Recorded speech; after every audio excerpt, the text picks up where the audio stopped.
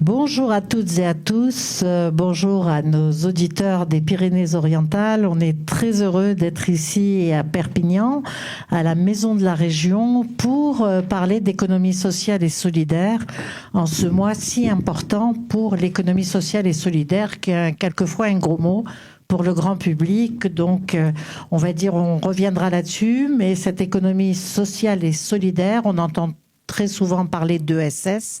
Elle combine solidarité, performance économique et utilité sociale, avec très souvent des gestions démocratiques un peu innovantes, une utilité collective et sociale de chaque projet, une mixité des ressources entre, on verra tout à l'heure, selon les associations qui sont présentes, et ensuite, on n'est pas dans une lucrativité individuelle, mais plutôt dans un projet social avec tout de même la nécessité d'être à l'équilibre financier, bien entendu. Alors, nous reviendrons sur les données de l'économie sociale et solidaire, mais pour ce plateau, j'ai le plaisir d'avoir d'abord, je voudrais remercier Agnès Langevin de s'être libérée avec son emploi du temps un peu chargé. Bonjour Agnès. Bonjour. Vous êtes vice-présidente de la région Occitanie avec une délégation sur le climat, notamment le pacte vert et puis également un rôle au niveau du Conservatoire du littoral. Nous y reviendrons tout à l'heure. Nous avons également Sandrine Bayard. Bonjour Sandrine. Bonjour. Vous êtes directrice de Handisertion Grand Sud avec un rôle de la mutualité française. Nous y reviendrons tout à l'heure. Nous avons également Élise de la Fabrègue, qui est directrice du vignoble et du restaurant du domaine de Rombaut. Bonjour. Bonjour. Et Nicolas Lassie, coordinateur du projet au maillon solidaire. Et bonjour. Bonjour, on attendait un monsieur quand même. Et puis enfin, Viviane Torrente de l'association IDA 66. Bonjour à tous. Bonjour, merci à tous d'être là et d'éclairer nos auditeurs sur l'impact de cette économie sociale et solidaire dans notre département. Alors, les Pyrénées-Orientales sont un très bon élève au niveau de l'Occitanie, puisque c'est le 5e département en termes de nombre d'établissements pour l'économie sociale et solidaire. On a également, il faut savoir que c'est 9% des établissements employeurs, c'est-à-dire 21 400 établissements employeurs, 11% des emplois salariés, 231 000 salariés en Occitanie qui dépendent de l'économie sociale et solidaire et bien sûr 5,6 milliards de rémunération brute versée. C'est dire que c'est un atout économique pour notre région et notre département. Alors, je voudrais commencer par justement Agnès Langevin. Pour vous, l'économie sociale et solidaire, c'est important pour le département ? C'est important pour le département, effectivement, et ce n'est pas une sous-économie, c'est pas la cerise sur le gâteau, c'est vraiment un modèle qui, vous l'avez rappelé, croise la question des solidarités, la question de l'engagement, la question de l'emploi, au nom de l'intérêt général, c'est-à-dire qu'on va répondre à un besoin identifié des populations, quel que soit le secteur, et qui va également travailler sur la sobriété, c'est-à-dire que c'est aussi une solution très opérante pour répondre aux défis qui sont les nôtres, avec des acteurs engagés, et vous l'avez aussi indiqué, c'est très important, qui sont porteurs de créativité, d'innovation sociale, notamment dans les modes de gouvernance, c'est-à-dire comment on va sur un territoire ou sur une filière coopérer, c'est-à-dire qu'on n'est pas sur une économie donc où la concurrence va venir écraser l'autre, mais des modalités de mise en lien pour faire système et être plus efficace dans des territoires qui sont parfois dépourvus aussi de services publics ou d'autres services. Donc c'est un complément finalement, un espèce de relais quelquefois au service public et quelquefois un appui. Le service public, la collectivité, la région peut travailler avec des entreprises de l'ESS justement pour aller vers un secteur ou développer un secteur. Oui, bien sûr, nous nous appuyons, même nous accompagnons ce tissu parce que il est, je le disais, porteur de solutions et parce que il va mettre sur un territoire des acteurs en lien avec donc des réponses très adaptées sur, par exemple, on le verra tout à l'heure, la lutte contre le gaspillage alimentaire, ne pas évidemment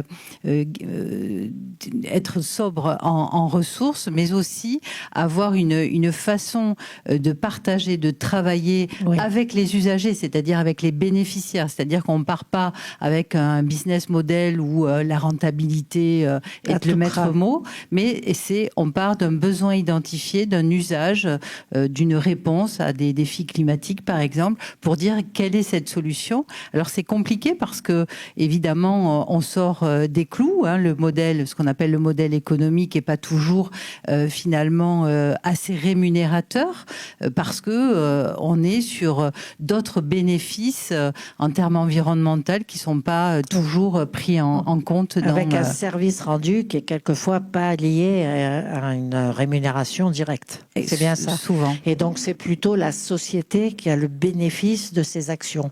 C'est la société, c'est le lien social, c'est la lutte contre les précarités, c'est la préservation de la biodiversité. C'est tous ces bénéfices qui nous permettent de vivre, d'habiter un lieu, mais qui ne sont pas effectivement toujours au centre de l'évaluation et de ce qu'on peut attendre de nos entreprises. Merci Agnès Langevin. Je rappelle que vous êtes deuxième vice-présidente Climat, Pacte Vert et Habitat Durable de la région Occitanie, également aux manettes pour le Conservatoire du Littoral. C'est ça.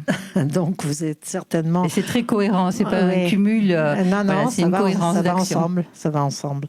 Et c'est une bonne chose que justement ce soit la même personne qui soit des deux côtés de l'arbre décisionnel. Alors, on a évoqué un petit peu le recyclage rapidement, mais cette fonction des associations de l'économie sociale et solidaire. Je voudrais commencer par IDA 66. Alors, Viviane Torrente, vous êtes donc dans cette association IDA 66. Vous êtes la présidente. Merci d'être là déjà avec Radio Aviva.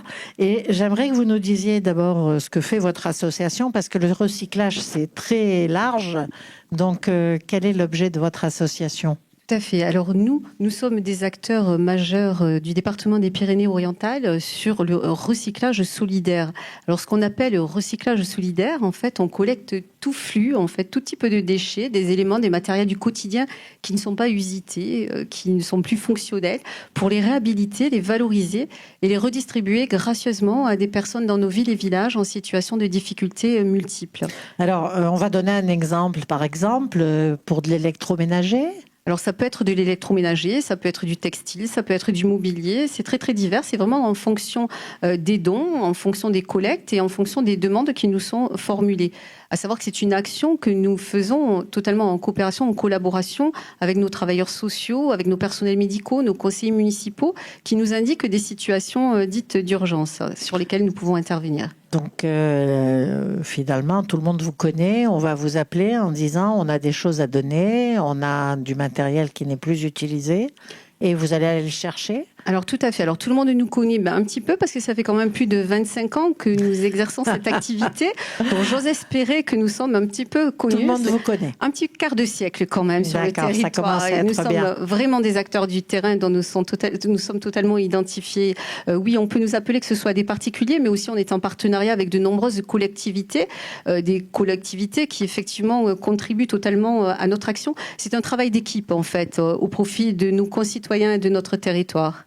Et vous allez chercher aussi qui va être bénéficiaire de ce matériel recyclé? Alors on va chercher, comme je vous le disais tout à l'heure, on travaille en collaboration avec d'autres entités, comme le conseil départemental, des travailleurs sociaux qui vont nous indiquer les personnes qui sont dans une situation de besoin, mais les personnes peuvent aussi nous solliciter directement. Pour vous dire, actuellement, nous sommes entre 20 et 30 nouvelles situations d'urgence toutes les semaines, en fait. Donc, des personnes et des foyers qui nous sollicitent ici sur le territoire, en fait, pour solliciter notre aide, sachant qu'au-delà de l'aide matérielle, on fait aussi qu'on pourrait qualifier de soutien social, c'est-à-dire qu'on accompagne les personnes dans leurs difficultés et dans leur cheminement, en fait. C'est important, ils peuvent parler à quelqu'un qui comprend la situation et qui peut les orienter correctement. Tout à fait, complètement. On utilise notre réseau partenarial qui est assez large pour pouvoir essayer de les aider dans des situations de plus en plus complexes, puisqu'effectivement, par rapport à notre contexte économique, environnemental, il ne faut pas se leurrer, les situations sont maintenant de plus en plus difficiles et prégnantes sur le territoire, mais sur l'ensemble du pays de toute façon. Partout, bien sûr, les gens sont en difficulté économique. Et en dehors de l'aspect planète, justement, ce qui revient un peu à la délégation d'Agnès Langevin, il y a un côté aussi d'être vertueux vis-à-vis de la planète en réutilisant, en recyclant. Tout à fait. C'est une action, effectivement, contre le gaspillage de manière générale. Mais à savoir qu'à IDA 66, on a une action pédagogique puisqu'on intervient dans les établissements scolaires, les centres de formation pour sensibiliser justement nos jeunes sur ces thématiques, sur les enjeux environnementaux et sociétaux. En fait, notre action en tant qu'acteur de ESS, on l'a fait pour nos jeunes. Oui, bien sûr, c'est important. Radio Aviva fait beaucoup d'ateliers pédagogiques. On est partenaire du rectorat. Parfait. Et donc, on fait quelquefois l'environnement. On ne manquera pas de vous appeler parce qu'on met un plateau avec plusieurs intervenants pour que les jeunes aient matière à poser questions, etc. Très bien, ça sera avec grand plaisir que nous répondrons à votre invitation. Très bien. Je suis engagée là. Je prends note.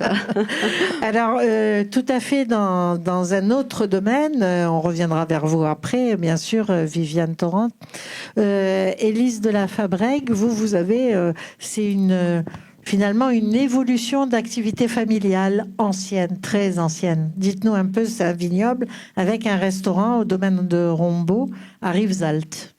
Oui, bonjour. Déjà, merci de m'avoir invitée sur ce plateau. C'est vrai qu'en voyant, en faisant le tour de table, j'ai un moment cherché ma légitimité autour de ce plateau, mais finalement, je trouve du sens et je vous remercie pour ça, parce qu'aujourd'hui, moi, je représente le secteur privé, l'entreprise du milieu concurrentiel et rentable. Et pourtant, qui va avoir une éthique sociale. Voilà. Et pourtant, avec de fortes valeurs qui sont partagées par nous tous autour de ce plateau. Et cette voix de ce secteur-là est très importante. Je rejoins totalement ce qu'a dit extrêmement bien Agnès en début, quand vous l'avez interrogée. Et la seule chose que je peux contredire, mais c'est pas toi Agnès que je contredis, c'est que c'est une idée globale. C'est qu'on a tendance à dissocier l'économie sociale et solidaire de l'économie rentable et concurrentielle, et ça c'est dommage. Parce que c'est une question de statistique. Si je peux me permettre, mais en fait c'est une. Et puis je remets pas du tout en cause les chiffres, je remets en cause ce fonctionnement, ce clivage. Parce que là où je trouve le sens de ma présence aujourd'hui ici, c'est pour rappeler au secteur entrepreneurial qu'il n'y a pas, ce n'est pas antinomique de se baser sur une économie sociale et solidaire et sur une performance entrepreneuriale. Sociale aussi. Voilà. D'accord. Et une visée sociale. Donc, pour tous les chefs d'entreprise qui nous écoutent, sachez que vous pouvez justement teinter votre activité purement économique d'une dimension sociale, environnementale, etc. Ce que vous avez fait, Élise de la Fabrègue. Donc, pour vous avez cette dimension sociale qui vient avec justement l'intérêt général qu'on veut voir ici. Ça vient à la fois au niveau du recrutement, du recyclage. J'aimerais que vous nous donniez justement quel est votre engagement là-dessus. Alors, donc nous, il n'y a pas juridiquement, il n'y a pas d'ADN économique, social et solidaire d'un point de vue purement juridique, mais d'un point. Oui, que vous faites bien sûr. Non, mais ce que je veux dire, c'est que dans la gestion de ces entreprises, il faut répondre à des enjeux qu'on connaît tous, notamment des enjeux sociaux et environnementaux. Et pour y répondre. Oui. On a décidé dans notre stratégie de se faire accompagner et d'accompagner les structures actives de l'économie sociale et solidaire. Très bien, vous venez en appui. Exactement. Alors par exemple, pour le recrutement, donnez-nous un exemple. Pour le recrutement, par exemple, nous collaborons énormément avec la mission locale jeune, qui accompagne des jeunes éloignés de l'emploi, mais qui veulent s'investir et s'en sortir. C'est fondamental. Vous les formez, vous les accompagnez. Exactement. Donc ça, c'est très important. Vous avez, si on a échangé un petit peu avant, une politique de circuit court et de gestion de déchets. Comment vous organisez ça? Exactement, dans la même idée, la gestion de biodéchets, avec notamment une petite installation animalière, puisqu'on a des cochons, des poules et d'autres qui sont alimentés avec les déchets alimentaires du restaurant. Avec cette bouclée de cette façon. Et la gestion de nos matières sèches pour la partie vignoble, puisque la particularité, la nouveauté, c'est que nous, aujourd'hui, et depuis l'année dernière, nous réemployons nos bouteilles de vin que nous faisons laver par l'opérateur Rock Consigne à Montpellier et réembouteiller sur site pour une deuxième vie. Donc la bouteille est finalement réutilisée après lavage. On verra tout à l'heure que vous avez un joli programme de développement de cette activité-là. Merci Élise de la Fabrègue. Et je voudrais demander à Nicolas Lassie, pour le maillon solidaire à Sorède, de nous parler justement de gaspillage alimentaire. Ça va vous parler, ça? Alors ça me parle, mais moi je vais faire le focus sur la solidarité. Économie sociale et solidaire, ça tombe bien, le maillon solidaire. C'était pas anodin, donc c'est vraiment ce maillon qui permet donc de faire le lien entre, on parlait de lien social tout à l'heure, le lien entre la restauration collective qui a malheureusement par moment du surplus, de l'excédent alimentaire, déchets, les établissements scolaires. Et on l'a dit tout à l'heure, Viviane l'a dit tout à l'heure, et Madame Langine aussi, une augmentation du nombre de bénéficiaires, de personnes accueillies de l'aide alimentaire, qui n'a fait qu'augmenter d'année en année. Et en face, de moins en moins de dons de la grande et moyenne surface. Donc il y a une espèce de déséquilibre qui se fait. Et donc le maillon solidaire, à son noble niveau, tente de rééquilibrer, non pas toute la balance, mais de rééquilibrer une partie de la balance. Trouver le surplus ailleurs des pour aliments le redistribuer en respectant bien sûr distribuer. La chaîne du froid et l'hygiène. Tout ça, c'est validé par les services vétérinaires et hygiène. Et voilà. Et donc le terme de solidarité, et je voulais rebondir aussi sur le terme qu'a employé Madame Langevin sur le côté non pas que modèle économique, mais beaucoup de bénévolat. Et là, je vais faire un focus dessus parce que j'en suis... Alors, on va saluer tous les bénévoles. Vous êtes coordinateur de projet. Oui, mais avant tout, en fait, ça a été 1 an de bénévolat pour faire valider le projet auprès des services vétérinaires, qu'on remercie, parce que sans elles, on n'a pas pu commencer, sans eux. Le service vétérinaire, pour le grand public, qui assure que la chaîne du froid est respectée, que toutes les règles d'hygiène alimentaire sont respectées, tout à fait. Pour que ne soient pas recyclés, que ne soient pas réutilisés les aliments n'importe comment. Exactement, c'est tout à fait très encadré. Et 9 mois d'expérimentation portée par une autre association qui s'appelle Entraide et Partage Albera, des bénévoles de nouveau, de la Revue des Albert, des personnes âgées, ou en tout cas en fin d'activité professionnels et qui ont cru en fait à notre projet, nous les bénévoles du maillon solidaire qui venaient là un petit peu comme un cheveu sur la soupe, mais on avait bien pensé le système de manière vraiment très simple, on va dire, avec peu de moyens. Mais beaucoup de niaque, on le sent. Hein, et vous avez envie que ça marche. De niaque, alors en fait c'est à la fois quand on nous dit maintenant avec le recul de 2 ans, plus de 2 ans, ça marche. On a toujours du mal à dire que ça marche parce qu'en fait on. Mais oui, il faut dire que ça marche pour encourager. Oui, mais en fait on a vraiment cette volonté d'accompagner en amont les établissements où on va récupérer leur surplus alimentaire pour justement les amener à réduire ce surplus avant même de l'avoir créé. Alors, pour nos auditeurs, nos auditrices, ça marche en 3 mois.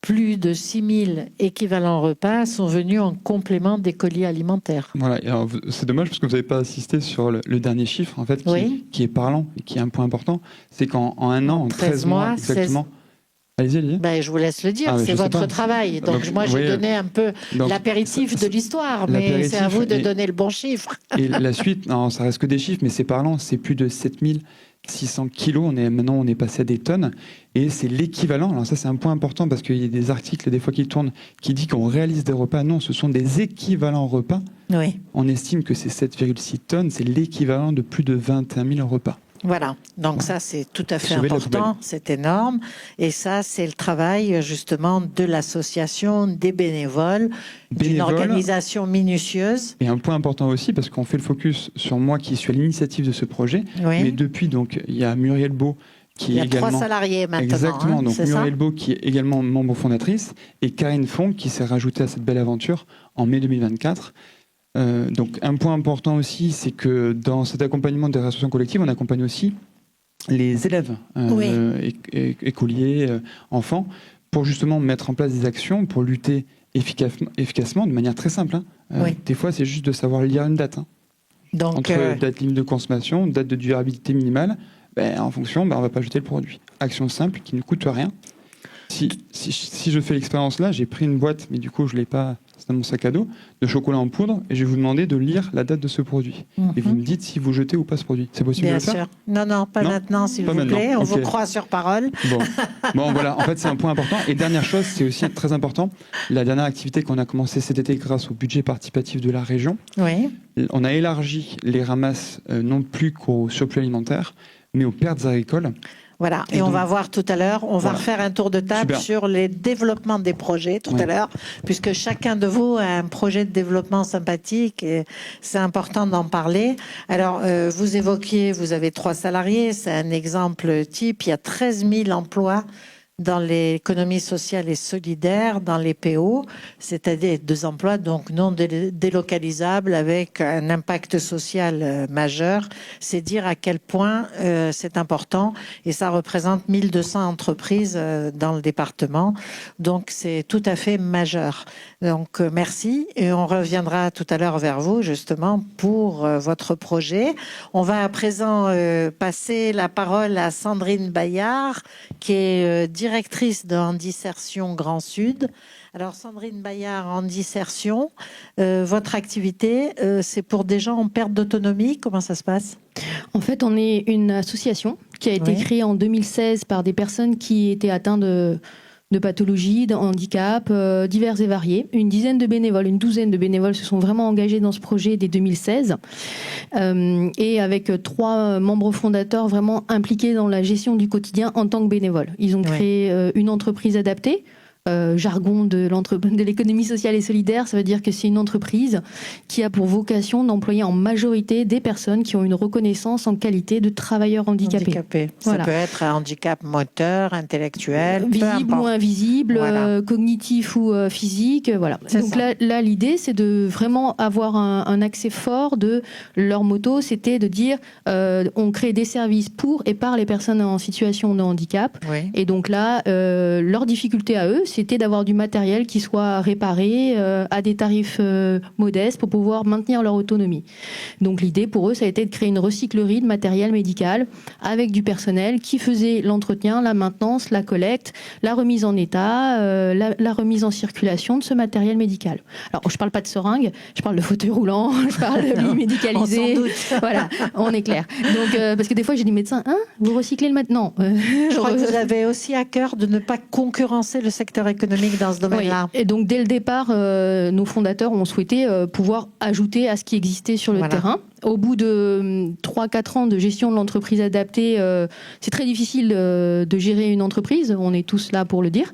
Et donc à un moment donné, les difficultés de santé et les difficultés de la gestion d'une entreprise telle que celle-là, novatrice, ça a été compliqué. Et donc ils ont demandé le soutien de la Mutualité Française Grand Sud, qui fait partie de l'économie sociale et solidaire dans la région Est-Occitanie et qui a environ 115 établissements. Qui a quand même pignon sur rue et qui a finalement contribué comment logistiquement ? Elle a contribué en mettant en place une nouvelle équipe qui a permis de remplacer les bénévoles. D'accord. Par des salariés. Professionnalisant. Et voilà, la professionnalisant avec l'idée, c'était de continuer l'activité, de l'intensifier et de pouvoir créer une nouvelle activité. On travaille maintenant, en plus de cet aspect de recyclage et de mettre à disposition à tarif modeste, on travaille dans des établissements sanitaires et médico-sociaux pour faire la maintenance et pouvoir ainsi permettre aux gens qui travaillent avec nous d'avoir des rémunérations. C'est important. Le bénévolat, c'est très bien, mais c'est bien pour que les gens puissent après vivre. Après une dizaine d'années, on s'essouffle. Et c'est très bien que les gens puissent en vivre aussi. Ouais. Et puis, deuxièmement, on a créé un service soutenu par le conseil départemental et la conférence des financeurs pour la prévention de la perte d'autonomie, avec des ergothérapeutes, des professionnels donc du maintien de l'autonomie à domicile. Donc ils vont aller visiter des gens, rendre visite à des gens et voir quelle est la problématique pour que le maintien à domicile se fasse le plus longtemps possible. Oui, c'est permettre au projet de vie de la personne de se continuer. Ouais. Que ce soit aller jouer au Scrabble tous les dimanches avec sa meilleure amie ou que ce soit de pouvoir remettre la blouse qu'ils peuvent faire. Il n'y a pas seulement... Ou circuler dans l'appartement. Circuler dans l'appartement. Voilà. Il y a des choses qu'on ne voit plus forcément parce qu'on vit quelque part. Oui. Et voilà. Donc l'idée, c'est maintenant, nous sommes 15 salariés. Au sein de l'association, oui. Dans Dissertion Grand Sud. Pour nous, c'est un succès dans le sens où on arrive à collaborer aussi bien avec les revendeurs de matériel médical qu'avec les travailleurs sociaux, qu'avec les centres hospitaliers ou avec d'autres établissements médico-sociaux. Avec une expertise qui a émergé, puisque vous pouvez apporter du conseil sur le maintien à domicile. Oui, l'idée c'est que les ergothérapeutes dans notre département, c'est un métier qui est connu mais qui est peu représenté. Pour une question toute simple, c'est qu'on est très loin de Toulouse et Montpellier, où sont les écoles. Donc en fait, ils s'installent là-bas. Donc c'est un peu compliqué. Il y a en moyenne 5 à 6 postes d'ergothérapeutes vacants sur le département. Et donc c'est très difficile à recruter. C'est difficile à pourvoir. Donc pour ceux qui nous écoutent, si vous êtes à l'autre bout de l'Occitanie, il y a des postes dans les PO. Si vous êtes en Belgique, on est là. Voilà. Il fait beau chez nous. Et voilà. Alors, pour vous qui avez finalement une formation d'économiste du développement, avec un passage dans le médico-social, un passage sur l'enfance, la protection de l'enfance en Asie, arriver sur ce domaine-là avec votre expertise, il y a un plus ? Oui, la complexité. La gestion de la complexité. La complexité à tous les niveaux, la complexité du champ humain, parce que nos aventures sont humaines. Point. Bien sûr. Donc là, c'est chaque relation que nous avons avec n'importe lequel de nos salariés ou de nos partenaires, ça passe sur d'abord de l'humain. L'IA n'a pas encore remplacé ça. Donc ça, déjà, il y a ça. Deuxièmement, il y a la complexité, parce qu'on fait face à des parcours de vie qui sont complexes. Et donc, il faut arriver à ce que la mayonnaise prenne dans des entreprises où tout le monde n'a pas la même vision de la vie. Tout le monde a vécu des traumas. Parce qu'il ne faut pas sous-estimer que l'économie sociale et solidaire, dans le cadre d'une entreprise adaptée, c'est permettre à des gens qui ne sont plus pris en compte par le secteur non social et solidaire dans le cadre de trouver un emploi. Donc c'est des gens qui ont été énormément blessés, vu que la valeur travail est encore quelque chose d'important pour eux. Bien sûr. Donc, au-delà de pouvoir vivre et avoir un salaire, c'est important pour eux d'avoir un rôle social. De renforcement personnel. Oui. Au niveau humain, c'est important. Cette complexité-là, à l'échelle d'une entreprise, c'est quelque chose qui se travaille au quotidien. Deuxièmement, il y a la complexité administrative. Je vous adore tous, mais c'est pas simple. Le millefeuille français, on le connaît. Je pense pas que ce soit qu'une question de France. Je pense qu'on a beaucoup d'aides, différentes et variées. Et sauf que les champs de compétences, les agendas, les objectifs des uns et des autres doivent pouvoir coïncider avec nous, ce que sont nos objectifs à nous, parce que nous, on n'est pas juste à chercher des financements, on a nos objectifs à nous. Donc d'arriver à pouvoir, selon nos objectifs, obtenir... Faire cadrer les financements. Des soutiens sur certains projets, pas tous. Et après, il y a la complexité du fait qu'on est dans un territoire, les Pyrénées-Orientales, où l'économie a pu... est complexe. On est dans un des petites dizaines des départements, des départements les plus pauvres de France. On est dans le quintet, dans les 5 premiers normalement chaque année.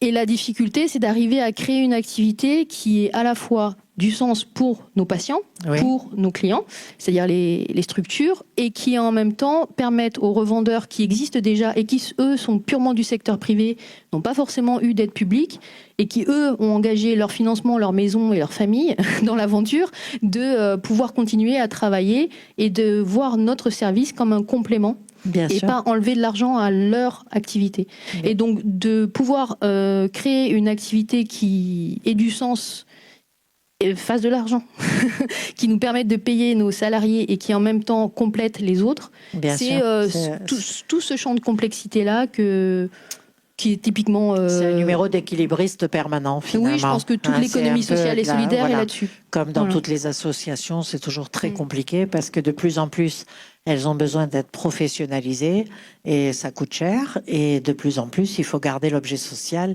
C'est un peu pareil d'ailleurs pour les radios associatives. On est dans le même binôme comme ça de nécessité. Alors, combien de gens, pour donner une idée à nos auditrices, à nos auditeurs, combien de gens à peu près bénéficient comme ça directement de votre activité? Sur le volant c'est pas... L'accompagnement de personnes âgées à domicile, alors personnes âgées de plus de 60 ans en perte d'autonomie à domicile, c'est 330 personnes par an. C'est quand même beaucoup. Oui. Après, on a un département qui est relativement âgé, donc c'est pas tant que ça. Et parce que l'ergothérapie à domicile n'existe pas autrement, il y a beaucoup d'ergothérapie dans les établissements, pas forcément à domicile. Deuxièmement, il y a le nombre d'aides techniques qu'on collecte au domicile des gens. Quand vous avez perdu votre grand-mère qui reste le fauteuil roulant et que votre grand-père a du mal à gérer et que vous avez une Twingo, c'est quand même bien d'avoir une équipe qui vient et qui récupère le matériel. Et donc là, on est environ entre 900 et 1000 aides techniques par an. Voilà. Et au niveau de nos salariés, on a créé 11 emplois en 3 ans. Donc c'est magnifique. Alors je vais me retourner vers la collectivité, justement. Agnès Langevin, quand vous entendez cette implication et tous ces talents complémentaires, vous vous dites quoi? Que vous avez raison de soutenir l'économie sociale et solidaire? Oui, même je pense qu'on devrait la soutenir beaucoup plus... Attention, vous êtes enregistré. Oui, mais j'assume totalement. Parce que ça a été dit, c'est d'abord... ça part de besoins. Là, vous l'avez indiqué, des personnes elles-mêmes en situation de handicap qui ont identifié finalement soit des incohérences, soit des manques, soit de la solidarité à mettre en place entre les patients. Et c'est souvent finalement une activité qui vient se glisser dans des interfaces ou des interstices d'entreprises avec d'autres logiques concurrentielles et rentables, avec au départ de l'engagement, qui se traduit souvent par du bénévolat, le temps que le projet mûrisse et trouve son modèle, mais qui va évidemment produire de la valeur, du sens et une efficacité économique. Ce que je n'oppose pas, finalement, aussi aux entreprises. Il y a des entreprises dites à impact positif. Social, il y a des entreprises qui exercent évidemment une responsabilité sociale et environnementale.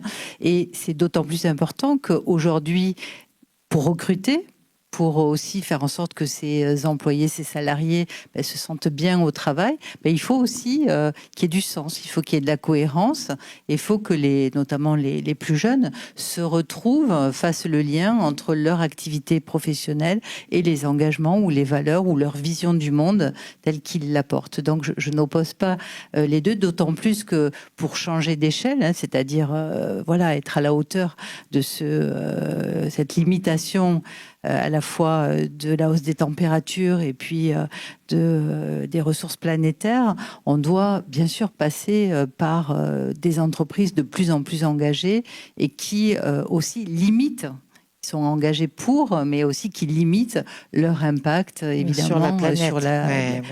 Mais tout ça est lié. Et puis là, avec l'exemple du domaine de Rombaut, on voit bien aussi que l'entreprise est aussi un lieu d'accueil, d'emploi, d'insertion, de formation, et même à l'initiative aussi de projets. Si on parlera tout à l'heure de la consigne, s'il n'y a pas des entreprises clientes d'associations comme Consigne Up ou Consigne. Il n'y a pas, voilà, donc c'est très imbriqué en fait. Tout est imbriqué et c'est très bien comme ça parce que la vie n'est pas monolithique. On n'est pas dans un camp ou dans l'autre. Pour vous, Agnès Langevin, pour la région qui est en charge des lycées, qui est en charge de la formation aussi, ce sont aussi des nouveaux métiers qui émergent?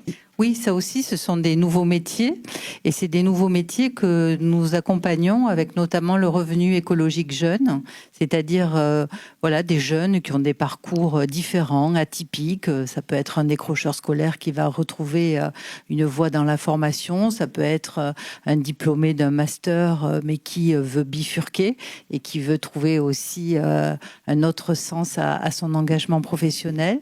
Et donc, on a identifié labellisé dans des actions dans notre plan de formation où là le jeune va pouvoir trouver un revenu complémentaire pour vivre dignement, mais aussi pour se consacrer à son parcours de formation. Ne pas être obligé d'interrompre la formation parce que il faut se loger, se soigner, se nourrir et faire un petit job à côté. Et donc c'est comme un revenu universel en fait. On lui assure donc ce revenu pour vivre, cette allocation, quand il s'engage sur des parcours de formation, et on va l'aider si par exemple il veut après travailler dans la logistique du dernier kilomètre, que ce soit pour la consigne ou pour la collecte, il va pouvoir aussi bénéficier d'un accompagnement pour déployer son activité. Oui, c'est tout à fait fondamental. Alors justement, ces entreprises ont des projets. On va voir un peu quels sont vos projets parce que vous avez évoqué, Agnès Langevin, tout à l'heure, la créativité de ce secteur et la créativité aussi pour trouver des solutions et aux problèmes de la planète et de l'emploi, etc. C'est-à-dire trouver des solutions aux problématiques sociales ou environnementales. Alors, on a évoqué la consigne. Je voudrais passer la parole à Élise de la Fabrègue. Vous avez un rêve qui va pas rester un rêve longtemps, à mon avis. Donc, d'abord, vous êtes ambassadrice du groupement d'intérêt public Les Entreprises s'engagent et vous avez aussi un projet sur les consignes pour élargir votre démarche vis-à-vis de la réutilisation des bouteilles. Alors, dites-nous un peu comment ça peut se passer. Et le lien entre ce groupement d'intérêt public et ce projet-là, c'est que au-delà des mobilisations individuelles, il faut des mobilisations collectives. Bien sûr. Et ce projet de consigne qui revient sur la table, qui est le réemploi de manière générale, ce projet de consigne, il ne peut marcher qu'avec un mouvement collectif. Il faut qu'une synergie se fasse, que des acteurs se mobilisent et ce projet nécessite beaucoup de filières d'activités, beaucoup de secteurs et donc ces maillons sont tous très importants. Sensibiliser aussi les gens pour qu'ils prennent cette dynamique-là en fait. Exactement, il y a la sensibilisation du consommateur avant tout, bien évidemment, sûr. Et ensuite qu'une logistique se fasse de façon très complète, très opérationnelle et très performante. Et pour ça, il faut des acteurs engagés. Alors vous imaginez ça comment? Il y a quelques années, les gens achetaient une bouteille, ils apportaient une bouteille vide et ils récupéraient la pleine. Alors on n'en est plus là. Un petit retard, un petit retour en arrière, mais pour un grand pas en avant, je pense. Oui, c'est. Alors moi, je l'imagine. C'est pas moi, mais c'est un projet qui commence à se faire dans le nord de la France. C'est un projet pilote qu'ils ont monté. Il y a quelques départements qui ont commencé. Qui va voir le jour en 2025. J'en ai à peu près la même idée et ceux qui sont engagés avec moi sur ce sujet-là, on est tous d'accord. L'idée, c'est de monter un projet pilote avec différents opérateurs des différents secteurs d'activité. Oui. Peut-être petit par la taille, pas besoin d'être très nombreux au début, mais de montrer que ce fonctionnement marche.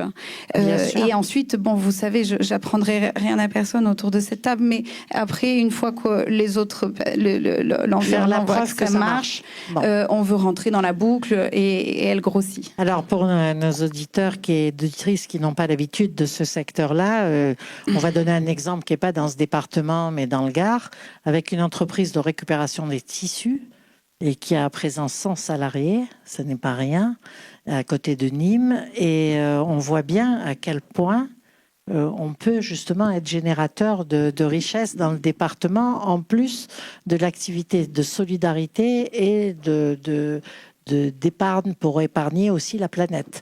Alors, autre projet totalement intéressant, Nicolas, Lassie, vous nous avez parlé du gaspillage alimentaire, mais là, vous êtes allé en dehors des établissements scolaires. Vous vous intéressez également à l'agriculture. Exactement. En fait, on est parti de ce constat. Muriel Beau, que j'ai cité précédemment, donc, qui est salariée et membre fondatrice, c'est une ancienne agricultrice. Et donc, elle le vivait elle-même, en fait, ses pertes agricoles. Elle a fait le lien. Et dans son entourage amical et professionnel, entendait dire que, oui, il y avait des choses. Et donc, on nous appelait, en fait, tout simplement, on nous appelait en disant, voilà, on a entendu parler du maillon solidaire, vous pouvez venir. Et bon, au début, ça nous a un peu bousculé, on s'est dit, on va pas aller trop vite. Et en fait, on a vraiment senti qu'il y avait un réel besoin. Ça répond à la fois donc, aux invendus, donc le gaspillage alimentaire des agriculteurs, des producteurs, hein, donc situés sur... Donc à grande échelle, souvent, à plus grande échelle. Pas forcément, ça peut être de petites exploitations, mais par contre, il y a de la qualité qui est jetée aujourd'hui. Et comme on disait, le constat de tout à l'heure, on ne va pas le reprendre. Et là, l'idée, c'est de pouvoir donc récupérer directement donc, chez le producteur les pertes agricoles, de les transformer. Pour la partie encore belle, on la redistribue à l'aide alimentaire directement, de manière brute. Et pour la partie encore comestible, mais un peu abîmée, on va la transformer. Alors quand je dis on, il faut que j'insiste, ma collègue Muriel Beau et notre collègue Karine Font, on nous met à disposition des laboratoires de transformation pour faire tout ça dans les règles de l'art. Pour fabriquer des confitures ? Confitures, on a testé des figues confites aussi, et testé en laboratoire pour les tests de stabilité. Donc tout ça, ça fonctionne. Et en fait, c'est de pouvoir redistribuer la moitié de la production aux producteurs. C'est un don contre don.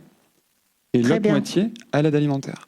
Donc en fait, on valorise les pertes agricoles pour l'agriculteur qui, lui, après, décide de soit les donner à ses adhérents s'il est en fonctionnement à MAP, ou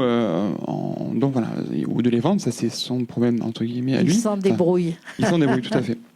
Et donc, ça vient approvisionner l'aide alimentaire, de nouveau. C'est un point qu'on s'était fixé. Oui. On récupère ce qui est jeté, on le transforme, on le redistribue. Donc on voit bien un peu l'effet d'entraînement et l'effet domino de cette démarche-là. Tout à fait. Et on vous souhaite beaucoup de succès là-dessus. Alors pour IDA 66, le développement, c'est quoi pour vous ? Alors, le développement, qu'est-ce qui est à l'ordre du jour ? Alors, effectivement, l'ouverture, la création d'un nouveau lieu, l'écolieu Notre-Dame-de-Pennes, donc qui va ouvrir ses portes en 2025. Alors, qu'est-ce que c'est que l'écolieu Notre-Dame-de-Pennes ? Donc, rien de religieux, je vous rassure. C'est juste localisé ici dans un endroit absolument remarquable de notre territoire. Donc, on a beaucoup d'endroits remarquables dans notre territoire, mais celui-ci particulièrement au pied des Fenouillèdes, au pied de l'Ermitage Notre-Dame-de-Pennes. Donc ce site, c'est une ancienne usine désaffectée, une friche industrielle que nous réhabilitons selon les process de l'éco-construction. Donc l'éco-construction, pour faire simple, c'est des matières biosourcées, géosourcées, des matériaux divers recyclés, donc chaux, chanvre, paille, terre cuite, voilà ce genre de matériel. Tout à fait, on réemploie, on réutilise. L'idée, c'est de montrer aussi qu'on a des aptitudes à bâtir autrement, à bâtir petit côté recherche et développement quand même. Alors complètement. Alors moi, ce que je me permets effectivement, le point sur lequel je vais me permettre d'insister, qui rejoint tout à fait ce qu'ont dit mes jeunes camarades Élise et Nicolas, parce que pour nous c'est un vrai bonheur de voir que la jeunesse reprend le flambeau de l'ESS. Alors pour ceux qui ne vous voient pas, vous n'avez pas 120 ans, hein ? Pas non plus. Pas non plus. Je vous en remercie, c'est flatteur. Merci beaucoup. Non, je les ai pas encore, effectivement, mais quand même, j'ai quand même quelques années de plus que nos jeunes amis autour de la table. Donc effectivement, l'idée c'est de montrer justement que nous, les acteurs de terrain, les éco-citoyens, les gens de la vie de tous les jours, on est capable de prendre notre destin en main et qu'on a aussi des initiatives et des réponses à apporter justement à ces problématiques que nous rencontrons tous. Voilà, c'est un vrai beau message et merci pour cela. Et Sandrine Bayard, dans votre développement en dissertion, vous avez aussi quelques projets de développement? Oui, à ce jour, on vient juste de déménager dans des locaux un peu plus grands. Donc ça bouge. Oui, ça bouge beaucoup. Voilà, et on espère pouvoir développer un axe de formation par nos ergothérapeutes, en fait des personnes qui travaillent à domicile, des personnes en perte d'autonomie, parce qu'il y a une grande difficulté à ce jour dans le monde du handicap, le maintien à domicile, le virage domiciliaire, tant vanté par nous qui voulons rester à domicile le plus longtemps possible. Oui, et puis c'est un vrai sujet de société. Hein, la difficulté, c'est d'arriver aussi à trouver des gens qui sont suffisamment formés pour utiliser le matériel, les aides techniques qui permettent ce maintien à domicile le plus longtemps possible. Bien Donc sûr. l'idée, ça reste dans le sens de ce qu'on fait et ça permet sur notre secteur de pouvoir compléter notre approche autour du patient et de sa famille. Voilà. Merci. Donc, on vous souhaite à tous beaucoup de succès. Et avant de laisser Agnès Langevin conclure, c'est le cadeau, hein, Agnès Langevin. Je voudrais donner les résultats de la dernière étude du CRES pour 2023, donc la Chambre régionale de l'économie sociale et solidaire en Occitanie. Donc, 1426 établissements employeurs, plus de 17 000 salariés, 13 000 équivalents plein temps, donc ça n'est pas rien. Ça veut dire que la grande majorité des salariés sont à plein temps. 430 millions d'euros de rémunération brute et 360 emplois pour 1000 habitants, sont quasiment un tiers en Occitanie. C'est extrêmement important. C'est une vraie valeur économique pour notre région et c'est tout à fait précieux. Les établissements employeurs, 8,3%, publics, privés, 8% aussi, un peu plus, et 12,4% du salariat. C'est énorme, c'est 12% des salariés qui travaillent dans l'économie sociale et solidaire dans notre région. Donc c'est dire que c'est un vrai relais de développement. Agnès Langevin, je vous avais averti, hein, mais voilà, un petit mot de conclusion.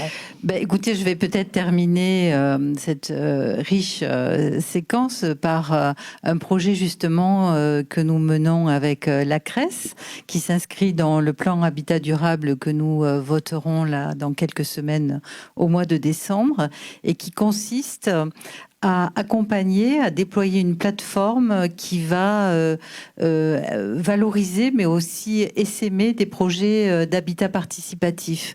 On le voit, hein, la façon dont nous voulons habiter, au sens évidemment du logement, mais habiter un territoire, habiter avec ses voisins, habiter dans les espaces publics autour de son logement. Et notamment dans l'intergénérationnel, hein, c'est aussi des solutions que des personnes vieillissantes aussi souhaitent développer. C'est comment, ou dans le milieu du handicap, comment on peut partager un habitat solidaire. Un habitat partagé avec une conception architecturale et la mise en œuvre aussi de techniques de réemploi, d'économie d'eau, etc. Mais aussi comment, peut-être qu'on n'a pas besoin d'avoir tous une chambre d'amis, peut-être que dans le bâtiment qu'on va rénover ou concevoir, on peut avoir une chambre d'amis partagée, on peut avoir un lieu d'accueil, exactement, mais aussi de pouvoir être solidaire et avoir aussi quelques logements avec des loyers évidemment accessibles. Donc cet habitat partagé, il n'est pas facile à mettre en œuvre, même s'il y a une appétence et une dynamique très forte en région Occitanie. Et il s'appuie bien sûr de la recherche du foncier. C'est pas toujours facile de trouver un lieu, de faire évidemment, de rendre accessibles les logements du coup. Et donc avec la CRES, nous allons déployer cette plateforme qui, à partir, et ça aussi c'est une force des acteurs de l'ESS, c'est-à-dire qu'en fait, ils sont toujours en open source, c'est-à-dire qu'ils gardent pas le modèle, en fait. Il y a beaucoup de partage et une solution qui marche quelque part, c'est tout de suite la volonté d'être essaimée, d'être partagée, d'être dupliquée. Et il y a aussi beaucoup de retours d'expérience. Et ça, c'est aussi une fondamental. Et j'ai rencontré des gens qui ont monté comme ça des habitats partagés et ils m'ont m'expliquait que petit à petit, eh bien, quelqu'un gardait les enfants, la mamie elle allait garder les enfants de quelqu'un qui va faire ses courses, et qu'il y avait comme ça un échange permanent avec du lien social extrêmement riche qui prévaut finalement sur l'intérêt économique de ce partage, c'est ce lien social. Il y a de l'entraide, et puis il y a aussi des écolieux, pour être plus large, qui sont aussi créateurs d'emplois. On peut imaginer des nouvelles conciergeries de quartier qui vont à la fois être des points d'appui sur la consigne ou c'est des services aux habitants. Ça peut être bien sûr l'accueil, l'accueil temporaire d'habitants, voilà, et avec toujours cette innovation, parce que vivre ensemble, c'est comme un règlement de copropriété, mais ce règlement, c'est ces habitants qui l'inventent, qui le mettent en œuvre, et ça aussi, c'est très intéressant. Agnès Langevin, de toutes les façons, quand on voit cette solidarité s'installer, elle s'auto-promeut. Finalement, on a envie d'en faire plus et de continuer dans ce domaine-là. C'est souvent très joyeux parce que, à la fois pour concevoir le projet, et ça c'était une spécificité en Occitanie, c'est que nous financions même, alors c'est symbolique, une ligne apéro. Très bien. Parce que ça suppose beaucoup de rencontres, beaucoup de temps de convivialité pour arriver à finalement co-construire ce projet de vie. Donc permettre que les gens ne soient pas isolés, permettre qu'ils ne soient pas en difficulté financière ou logistique, permettre aussi de la récupération, soit d'alimentation, soit justement de matériel, du recyclage, amener justement une dynamique d'ingénierie du maintien à domicile, comme vous le faites, c'est tout à fait important, avec des projets aussi qui peuvent prendre une ampleur nationale, comme cette récupération de bouteilles. Donc tout autant de projets qui sont issus de cette volonté de développer à la fois une économie et une activité économique viable et un projet social. C'était un plateau organisé par Radio Aviva. Merci à la région Languedoc-Roussillon et la région Occitanie, pardon, c'est l'habitude. D'avoir pays catalan, ça va aussi. Ouais, ça va pas aller. Merci à la région de nous accueillir à la maison de la région de Perpignan. Je vous remercie chacun d'avoir partagé ce plateau qui sera rediffusé en vidéo sur notre chaîne YouTube et en podcast sur notre site internet de Radio Aviva Perpignan. Et vous pourrez le retrouver bien sûr sur l'antenne également avec l'application mobile que nous avons développée, ainsi que sur vos postes récepteurs ou vos box et vos applications mobiles. Donc merci Agnès Langevin, vice-présidente climat de la région Occitanie, Pyrénées-Méditerranée, Élise de la Fabrec, directrice du vignoble du restaurant du domaine de Rombaud, Sandrine Bayard, directrice insertion Grand Sud avec la Mutualité française, Nicolas Lassie, coordinateur du projet Maillon Solidaire, et Viviane Torrent, association IDA 66 que vous présidez. Merci à tous et à bientôt sur cette antenne.